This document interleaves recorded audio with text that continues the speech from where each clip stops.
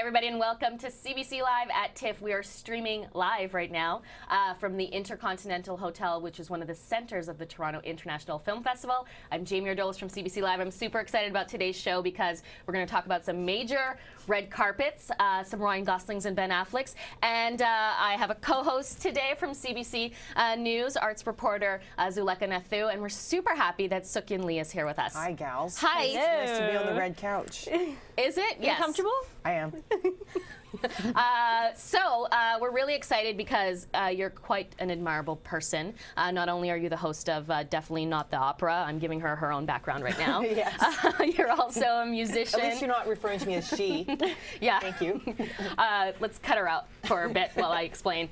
You're also a musician, you're an actor, and you directed a film that debuted at TIFF a few years ago, Year of the Carnivore, and now you have an art exhibit at the film festival. Can you tell us a bit about it? Sure.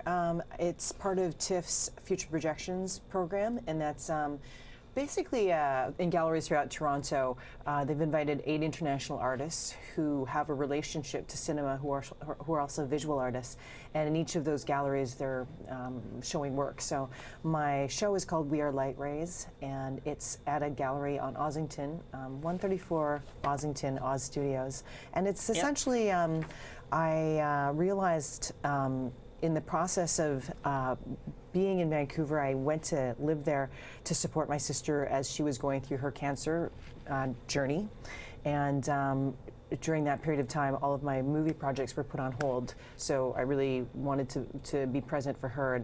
And we realized that through the process of making art, it was a brief respite and escape from how difficult the cancer treatment was. It was really a wallop for her. It was very painful, difficult. She went through chemotherapy, radiation, and surgery, and she was just really in a lot of pain.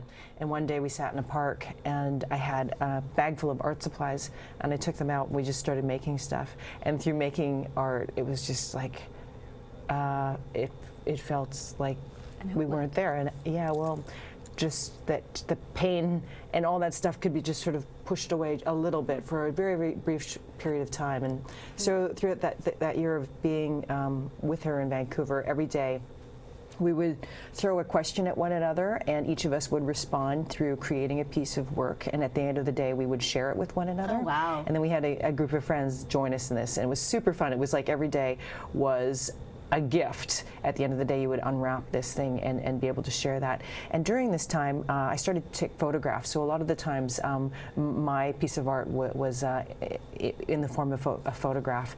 And I found that when I had all these photographs together, and I would kind of take 2 disparate and disconnected photographs and smash them together, this incredible thing would happen where it reminded me of a movie. Somehow these glimpses of real life would evoke a fictional narrative.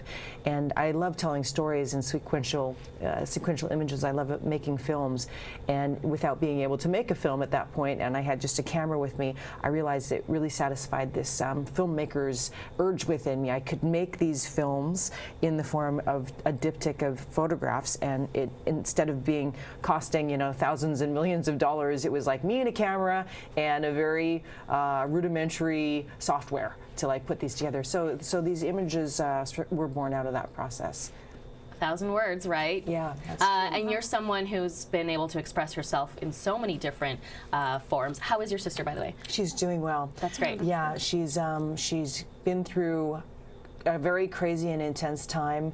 Her surgery, the first surgery went, and she had her breast removed, so the first breast was like way too high, and it was like here.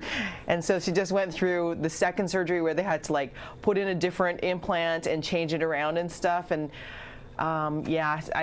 she's just, you know, like, her abdomen was completely bruised, and she had this wrap around her, and then I'm Skyping her, and she looks luminous and beautiful. Oh, wow. She's just been through crap, and she's been able to survive and go through all those periods.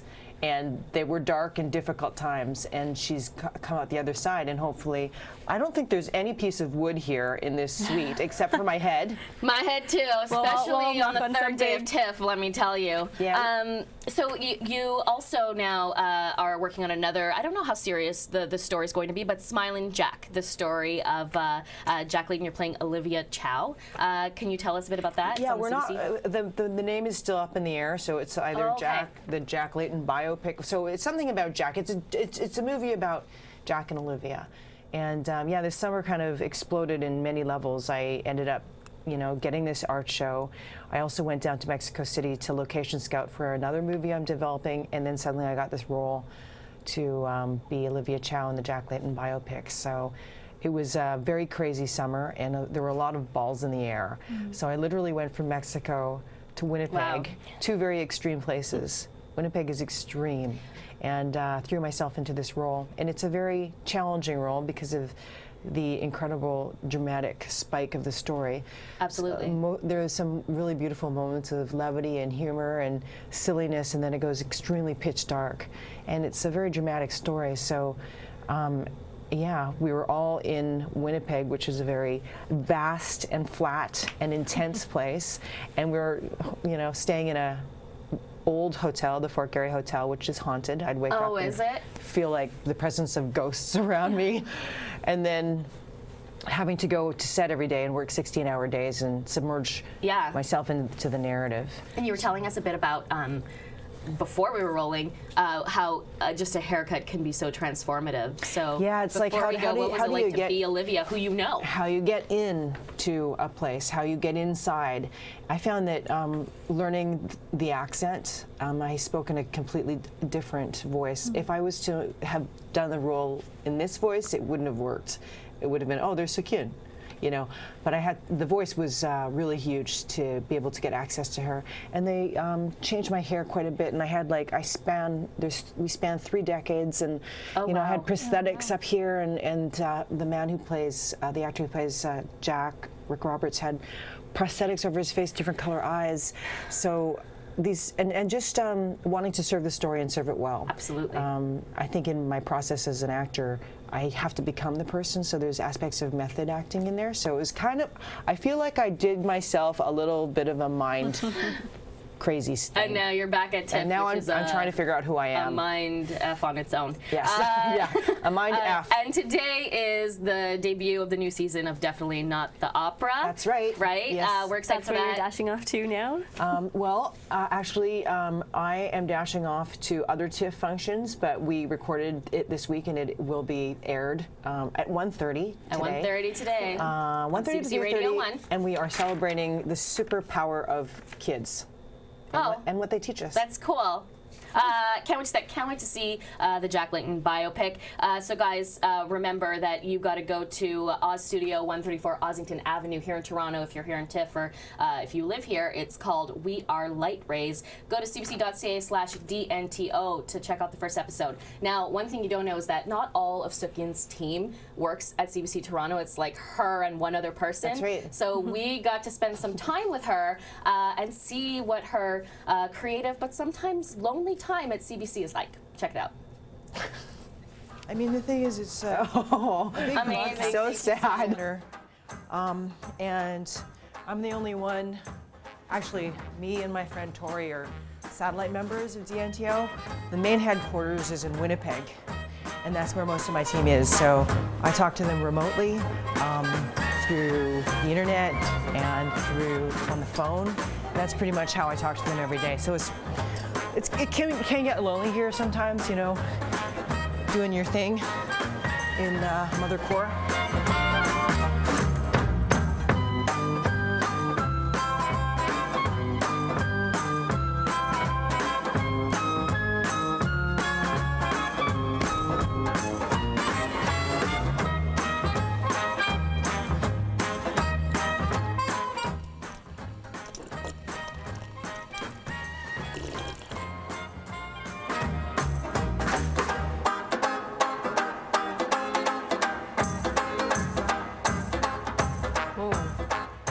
Hi.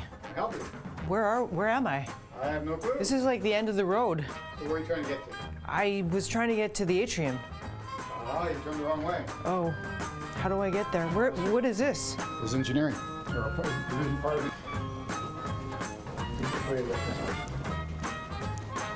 The building is very difficult. Is it color coded? Oh my goodness, thank you, Ian. No problem at all. Thanks. Have a good day. Okay. Whew. All right, it's time for our red carpet rundown. Big night last night, day 2 of TIFF yesterday. Zuleka, you guys were there. Tell us what went down. Yeah, biggest carpet hands down was the Argo carpet, right? And Ben Affleck showed up. And I have to tell you, what I really liked was that he stopped, got out of his SUV, and started signing autographs with fans for quite a long time. Like How many chatting fans? with them. You know what? Countless. Like, oh, how many fans were there? Like Oh God, it was like people were pushing and yelling and yeah, a lot of people, but he got out, he spent time. And I always find it interesting that they're very calm when everyone's screaming. So he's one of those guys, but everyone said, you're really good looking. That's what I heard from all the girls. So that was a big star-studded cast, cool movie as well. Yeah. So Ben Affleck is, obviously, he stars in the movie, and he also directed the movie. Yes. So CBC News was on the red carpet, and we have a clip of what he thinks about being an actor and working, being a director and working with actors. Let's check that out. For me, it's like when I show up as an actor on a movie, I go, look, I say to the director, I want to make your movie. I want to be in line with you. So shoot me straight. And I really want directors to tell me if it's good or not. And I give actors the same courtesy. If I see them doing something and it's not what I want because I want to make a different kind of movie, I say, like, don't do that. Stop that. Let's not do that. You know, I'm very upfront with them because of who wants to be lied to. And another cool thing about that is the Canadian connection, right? Because it was Absolutely. the story, true story, Canadian and American joint mission there. So that's pretty cool. The other big carpet was The Master, right? And interesting with this one, because I was chatting with Eli Glasner, our other arts reporter, who was on the carpet last night, and he said, Joaquin Phoenix, we know he's unpredictable, we know he can be moody, didn't talk to any reporters. He did walk on the red carpet though, although it was so fast that we actually had to slow our cameras down to catch him because he was walking behind someone as we were interviewing We've them. actually joked about doing a montage of stars walking past us. I think every news unit could potentially do that. It would be pretty funny. Have you seen this film? Have you heard the buzz? I know that there is a lot of Oscar buzz, if you can believe it. It's always so early, but people are already talking about both Philip Seymour Hoffman and Joaquin Phoenix is just doing amazing performances. I haven't seen it myself. I plan on catching that next week. And of course, you expect the buzz with a Paul Thomas Anderson film. You guys got Amy Adams on the red carpet talking about what it was like to work with Joaquin. Apparently, he's very intense.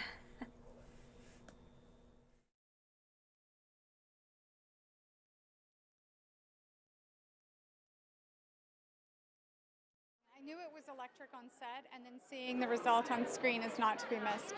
What is it like to work with Joaquin Phoenix? Because I was talking to some other actors about, you know, it's intense was the word they used. So what did you get from the experience? It's intense, but you know, I love working with intense actors because they help take you to the world that we're living in as these characters. So the other carpet that was taking place at the same time as Argo, Place Beyond the Pines, Ryan Gosling, Eva Mendes, Bradley Cooper. I just saw that movie this morning. Intense movie. Oh, you did? Yes, intense movie. Great Same director as performances. Blue Valentine. Yeah, and it's it explores some really interesting themes. So I really like that they did that because it was just really creative in the thought process. How one incident can just affect people's lives so much. What was the chemistry between Ryan Gosling and Eva Mendes? I mean, they met there, they started dating. Yeah, I know. They're still together.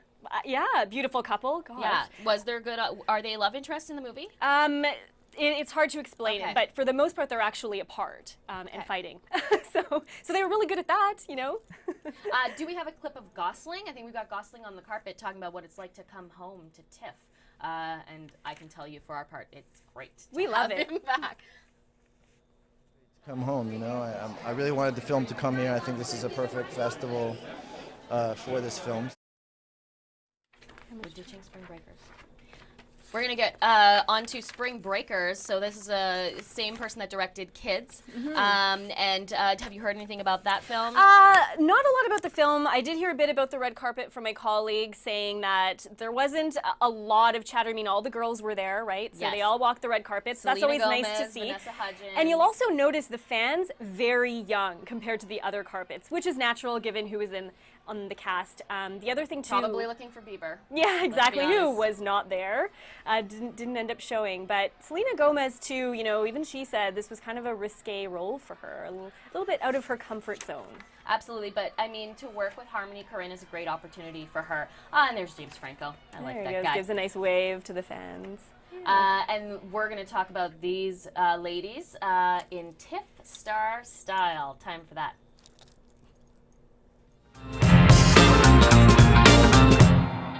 All right, so first up, God, this is one of my favorite parts of the show. Keira Knightley. Yes. I absolutely adore her. I think she's the queen of the red carpet, and last night was the red carpet premiere of Anna Karenina. I saw the film. It's one of the big fashion stories of the festival. Here she is in Elisab Haute Couture. What do you think? I think she looks really elegant. I also think it's a really good symbol of what she's become, and Anna Karenina has really transformed her into a woman. Before, we didn't really see her, like sometimes she was a girl, sometimes she was a woman, but she was there with the movie, and now you can tell she's carrying herself that way too. Absolutely. I thought she'd be in Chanel because, you know, all the jewels in the film are by Chanel, but, you know, she was the top of the night. Eva Mendes is next. Oh, she had an interesting outfit choice. Yeah, What did you think of the I'd like to turban? discuss this. So the turban wrap there in her hair, it's a new trend. I've actually seen her wearing it in pictures. have? Yeah, Okay. on sort of her, you know, oh, you just caught me going grocery shopping. Oh, you just caught me going to Are the you mall. serious? Grocery shopping in a turban? Yes, but this is the thing, is it's like sort of supposed to be a, you know, a downplayed look, a laid back look. I'm not sure it works for the red carpet. I love Don't the dress, hate me, but Dolce you know. & Gabbana. I'm a huge Dolce & Gabbana fan. She looks incredible. It hugs her Yes. curves. But I do think that the earrings and the turban, it's a little bit of a mishmash. Okay, on to Jennifer Lawrence, who's, I mean, remember when she first appeared on the Oscars red carpet in that red dress and everyone took And notice? her eyes, her yeah. eyes were just so piercing, yeah. Absolutely. Well, she was not in red, but in blue last night, in blue Dior. So that looks really good.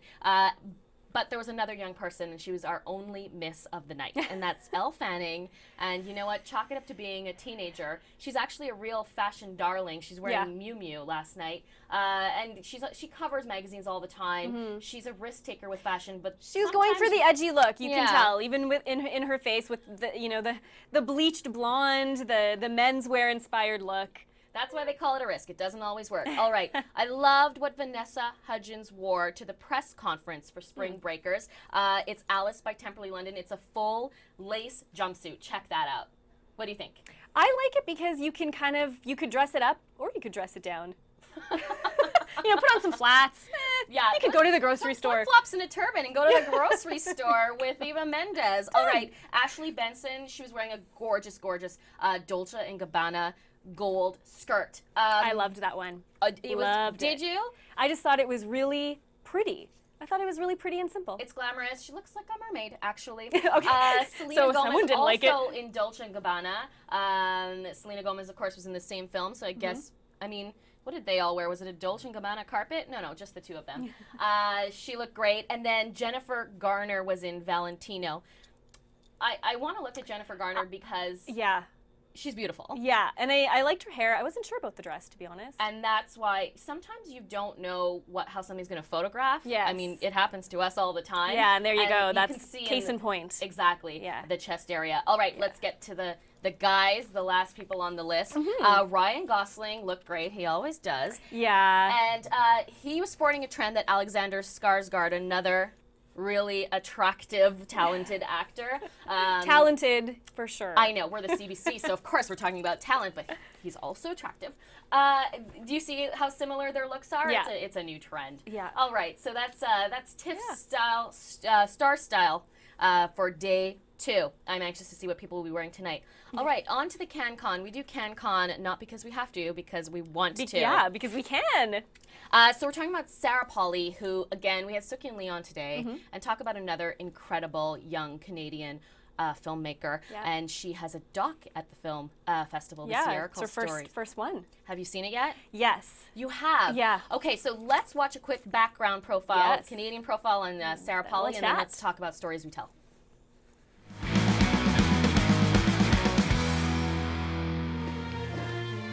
Lovely evening, isn't it?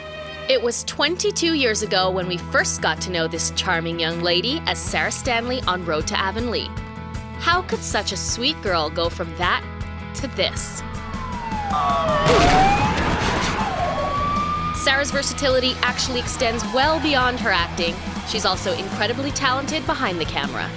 In 1999, the same year she starred as Rana in Go and Merle in Existenz, Sarah stepped behind the camera for the first time to direct the short film The Best Day of My Life. 7 years later, the entire world took notice of Sarah as a writer and director when 2006 is Away From Her picked up 2 Oscar nominations, including Best Adapted Screenplay for Sarah's script and Best Actress for her lead, Julie Christie. Imagine the person you love the most suddenly upset about something, but completely unable to communicate the problem or even to understand it himself. Sounds like a regular marriage. Here in Canada, Away From Her swept the board at the Genies, picking up Best Picture, Best Director, and Best Screenplay for Sarah. Julie and Gordon were also awarded for their performances. Last year, Sarah premiered Take This Waltz at TIFF. Starring Michelle Williams, Seth Rogen, Sarah Silverman, and Luke Kirby, it's a love story that also pays homage to her hometown of Toronto. Have you ever been to the Scrambler on Center Island? It's in the dark and they play music and it goes way too fast to do anything stupid. For TIFF 2012, Sarah's contribution is a deeply personal one, a documentary about a shocking family secret. In her own life, as with her fictional work, Sarah digs deep for stories we tell. All right, so big buzz around this one, especially since Sarah did not do press. She wanted you to experience the film for yourself. Yeah. So you saw it. Tell us about it. Yeah, and just after seeing it, I totally see why. You have such a window, and I don't think that anything she could say afterwards would really change how, because your reaction is so visceral to it. And it's interesting because there's one point in the film near the beginning where... Wait, can you give the audience a little bit of a teaser without a spoiler? Okay, yes, let me try. So this is a doc that chronicles a really important life event for her, and it took her years to decide whether she was going to do it, and then when she finally did, even then she didn't know what she was going to do with it. She basically did a bunch of interviews with family members to see how this one secret in her life affected everybody in her family. A huge secret. A very, very big secret, yes. What do you think of Sarah as a documentary storyteller? I think it's in her blood, and I think that she was just meant to do this. And her eye is just so keen, beautifully told story, and very simple. And one of the people that she interviews, one of her family members at the beginning says, this is weird, like why would anybody care? It's just a family story. And I think that is so telling of what it's all about, because the thing that you realize is that we all have a story like that. And any one of us would tell it differently, right? Any one of us in our family would tell it differently, but that's exactly what she's trying to evoke, and it's just so well done. I can't say enough. There's the significance of the title right there, Stories We Tell. All right, so I know that people's inclination is not necessarily to look for docs at the festival, especially with the shine of all the major feature-length fictional films, but there are some great ones. You can go to tiff.net for more documentaries like not Snoop Dogg, but Snoop Lions Reincarnated, and Jared Leto's Artifact, which is really cool. All right, so we saw Keira Knightley. We love her. She is just a red carpet know-it-all. Stunner, yeah. Exactly. So we visited Stephen and Chris's makeover expert. His name is Christian Hayden. He works at Chevello Salon, to show us how to get that Keira Knightley, just glamorous, sophisticated look. Oh, so, fun. Yeah, okay. You're about to learn something. Let's check it out. Hey there, I'm Christian Hayden. I'm the creative director of Chevello Salons here in Toronto. During TIFF, it is mainly about the films, but come on, we all love the parties, right? We're gonna be doing the makeup, we're gonna be doing the hair, and just looking fantastic. So what I want to do is Keira Knightley's glamorous look, something with a little bit of wave to it, definitely something up, and we want to showcase something on the side there. So that's what we're gonna do. I just wanted to talk really quickly about the makeup first of all. We've got a little bit of liquid liner going on, creating a classic cat eye look, and then a bright color on the lips. This one is called Wild Fuchsia, and then just a nice, really cute pink blush on the cheeks, so she doesn't look washed out in all those photographs that the paparazzi are going to be getting on the red carpet. So, to achieve our Keira Knightley-inspired red carpet-worthy hair, we started with doing a little bit of curling, first of all. She has naturally curly hair, but we just wanted to smooth out a few pieces. And then added a little bit of volume, because we really love the volume trend. And it just makes the hair look a little bit more full in pictures. Then I started twisting the hair all off to one side and just sticking bobby pins in there. Then we collected all the hair here with an elastic band, made a ponytail, then braided the ponytail, and then twisted that all up into a bun. A little bit of detailing with her bangs, just sweeping them off to one side. So the whole idea with this is keeping it very soft, very loose, very romantic looking, lots of texture, and that keeps it modern, but also incorporates a lot of the trends that we see happening on the runways for fall this year. So there we go, Keira Knightley inspired red carpet look. Yeah, okay, so I really like that style, but I just feel like you need a hairstylist for that still, because all of it's in the back. You can't even see what you're doing. Zuleika, Mine would not look like that. Well, we're not showing you necessarily how to DIY it, but at least you know what to ask your stylist for. For everyone so who you don't travels end up with a personal French braided hairstylist. baby's breath, which I had more than I needed to. All right. Last night, the Academy of Canadian Cinema and Television celebrated the launch of what is now the Genies and Geminis. Right. It's not the Gemininis, regardless of speculation. It is the Canadian Screen Awards. So we talked to just some of the best and brightest of the Canadian industry that were there about why they like working in Canada and what they think of the new award. So check that out.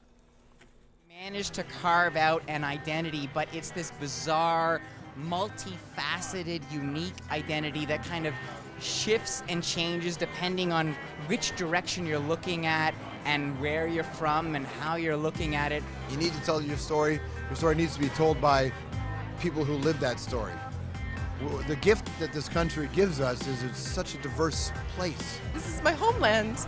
It's probably, it feels the safest in not an artistic way. It feels because I know everybody, and so there's this comfort. And because I've been doing the show for a couple of years now, I just know how everyone works, and I think you're able to play more. We had such freedom with the after show, and that is the type of freedom that you don't get anywhere else. So I have so much love for Canadian TV. The idea of being on the CBC was appealing. The idea of living back in Toronto was really appealing to me. I've built something here with an amazing team with CBC. My show Q that is really gratifying, and it's what I want to be doing. There's such energy this time of year around the city, which is really amazing. So, and the idea that you're celebrating excellence on so many different platforms is very cool. The thing about art and culture is you want to export it. You want everybody around the world to see it. You don't want to just keep it here in Canada. You want to make it something we grow here, but we sell everywhere. And that's what I think this is doing. That's why I like the award. If I won a Canadian Screen Award, it would be amazing. I'd be ready to die. No, actually, no, I still want to live. Will they mold the statue together? Is it going to be like the statues like, no? Is it going to look the same? Maybe a head and a body? Weird. I'm excited to see. I guess it'll be kind of more like the Golden Globes, maybe. Hopefully, they'll mix it into a bigger show. Maybe they'll serve booze at the thing. Everybody will get crazy, and it'll be fun. It was a really great party, and we can't wait for the Canadian Screen Awards in March, which will be broadcast on the CBC. All right, let's check out what's trending at TIFF.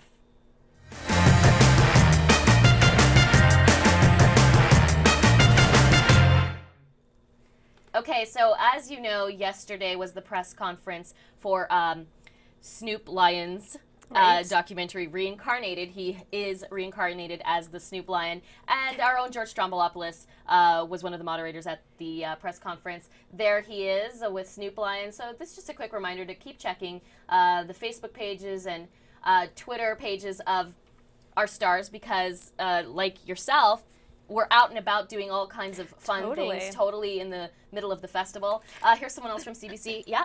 Oh no, this was going to be completely trivial. Okay. Snoop Lion, just a little tidbit. According to my producer, he's a fan of Coronation Street. He really. That's all. I know. See, I didn't need to interrupt everything for that. Sorry, go on. No, you did. That was great. Colton Eddy is a producer at CBC, and he got this picture, which I had to show, of fans running for Ryan Gosling. I mean, Yes, these guys must because I feel heard the screams at the same time I was on the Argo carpet. It was just down the block, and everybody, you could hear the herd. They must feel Scary. like they live in a zombie movie pretty much Yeah. most of the time. All right, so what's up tonight? What films are you on the carpet for? Yes, so 2 big red carpets for us that will be covering Cloud Atlas as well as Thanks for Sharing. So it'll be Gwyneth Paltrow, we'll see Halle Berry, Tom Hanks. That'll be really exciting. There's a bunch of other carpets though too. So A lot. End you of said Cloud Watch. Atlas. Yeah. Oh, I'm very excited about End of Watch. It's a great movie. It I is. really I liked it too. Jake Gyllenhaal, but not a hot policeman, a real policeman. Still hot.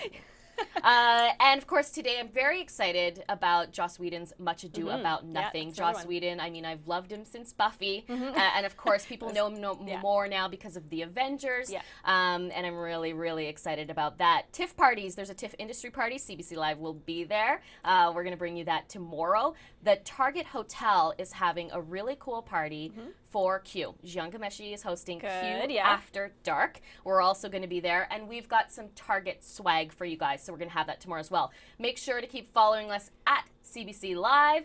Give them at CBC News. It's at CBC Arts. Yeah, it's cbc.ca/arts, and you can get all the information you want about TIFF. If you can't be at these openings and red carpets, we've got you covered. And your personal handle? Is at Zulekhanethu. So follow me on Twitter, and I'll give you all the inside tidbits. I try to update my Twitter as much as I can when I'm on the red carpet. As long as Ben Affleck or Jake Gyllenhaal are not right Yeah, as long in as front I'm, of you. gonna get a little distracted. Great. Thanks very much, guys. We'll be back here tomorrow at 12:30. Check us out at cbc.ca/live. If you're already here, thanks for watching.